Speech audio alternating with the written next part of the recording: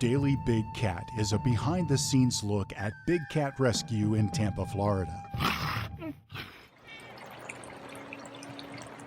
think she's doing okay. You know, I can be a very loud person, but this is not the time to be loud because why don't you take a look at what she's doing right now? She's sitting engaged and trying to be quiet, not only in her voice, but also in her bodies, so that when she feels comfortable enough, she can actually move into her new environment. Now, it was a long haul for her, not only in her previous life, but also on the trip. She came from Ohio, and the person, or one of the people that were going to get her is Boorstein. She's here to talk about that trip and what kind of condition she came out of. So number one, what was the place like? The place that she came from was a holding facility. So it was a very clean environment for them, but it's a temporary holding facility. What do you know about the facility where she actually grew up? I haven't been there myself, but I researched online, of course, on the way up for this rescue and found a bunch of pictures on websites of the cats living all together in small cages in pole barns. So they didn't have access to outside. And that was an especially big problem for her because she apparently was the lowest one. What happened? Right. It's believed that she maybe got picked on by the other tigers that she was living with. So when she got to the state facility, they separated her and started giving her pain management medications. And they saw some really good improvements with her while she was there. We have not seen her. You guys have not seen her.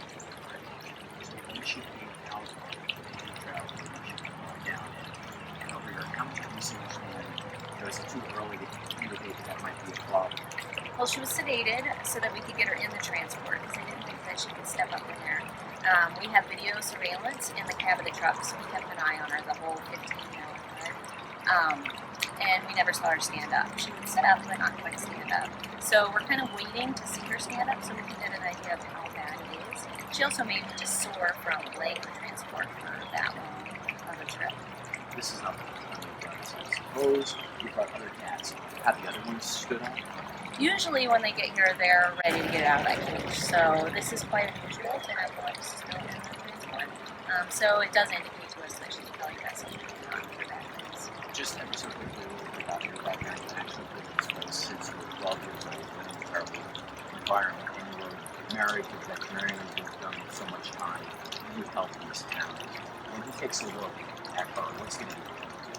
We will sedate her here on property and we'll do x-rays to see if she's got any kind of issues with her bones. They'll also do a physical exam to see if she has arthritis in her joints. But really it might just take some time and some medication to keep the swelling down. Yes. Really neat in addition here is you now have a cat hospital. $200,000. Yeah. The x-ray machine is right there. You don't have to have that problem. It's been a huge help to have that hospital here where we don't have to take a tiger off-site to a smaller facility that's usually not laid out well for tigers. So this is really a waiting game at this point. How long has she been sitting there? We've had cats that will wake up from sedation, we'll set them up in a transport, and they can stay there for up to a day before they're comfortable coming out. And since this is a new environment and she's got a lot of new tiger neighbors that she's never met before, it can take 5 minutes. So you just monitor her the entire time? Yeah, we'll have somebody out here all day long on tiger watch, waiting for her to come out. So, I'll make you feel because you will pretty much. all right, Okay. sounds good. So at this point, she just got here, as I said before, she's had a really hard time so far. It's still unknown exactly what kind of recovery she is going to make because we don't even know what's wrong with her. But Dr. Boorstein, Jamie's husband, is going to take a good look at her and kind of take it from there. Back to you. So at this point, with the long trip, it's in a tight area, she kind of has some swelling, and with medication, that'll go down and get a little bit steadier. You've been talking about her weight, and she's overweight. That be a factor as well. And how much is she overweight? Her weight is definitely an issue. She's probably about 60 pounds, 70 pounds overweight. So she's going to go on diet, unfortunately, for her, but it's going to be really for the best. It'll help her get around a lot easier. Extra weight really puts a lot of strain on her. Tough to make it like that. Trust me on that one. We'll go to you. So explain to us why she ended up here. What were the conditions up here, and what's her history? She came from a facility in Ohio that wasn't following the law, so she was confiscated by the state. And she was in a holding facility for a couple of weeks, and they contacted us. We had space, so we drove up together. Total of 5 tigers up there, bears as well. You specifically wanted her. Why?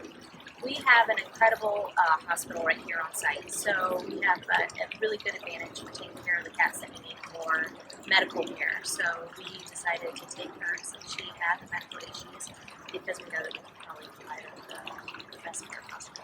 That was a very nice way of saying you picked the worst, the most challenging cases. What goes on from here? From here, we'll have our vets come out and just do a visual exam of her, and they'll probably end up sedating her in the next week or so, and we'll see some x-rays and get a better idea of what's going on with her legs. So at this point, we really don't know. You guys don't know, and I think it's going to kind of unfold one step at a time.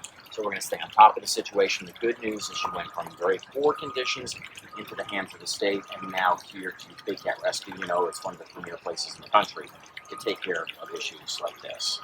Reporting in Tampa, Ken Suarez, back to you.